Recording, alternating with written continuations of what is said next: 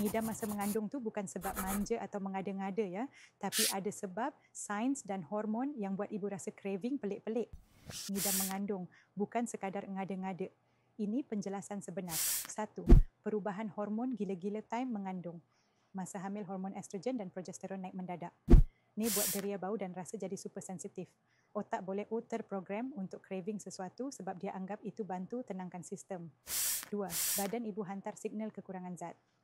Ngidam makanan pelik macam ais, tanah, sabun boleh jadi tanda kekurangan zat. Ais, badan kurang zat besi.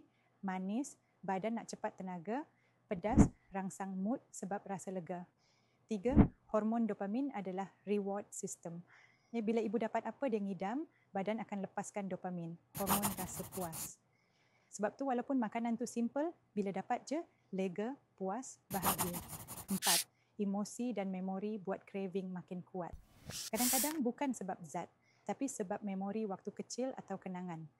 Contoh, tiba-tiba nak makan asam dari sekolah rendah sebab ingat memori gembira. Emosi ibu mengandung lebih kuat daripada biasa. Sebab tu craving tu rasa mendesak. Kesimpulan, ngidam bukan rekaan. Ia gabungan perubahan hormon, emosi, sistem reward otak dan keperluan badan. Suami, please jangan perlekeh bila isteri craving pelik-pelik. Bonus tip, kalau selalu ngidam benda pelik sangat, cek kesihatan zat, iron, kalsium, zinc, support dengan nutrisi betul. FRT mama, bantu stabilkan hormon, cukup zat dan elak ngidam yang berlebihan. Ngidam bukan mengada. Ngidam tu bahasa badan dan jiwa ibu yang tengah usaha besar bawa nyawa dalam rahim. Komen, saya pernah ngidam pelik, kalau anda pernah rasa sama.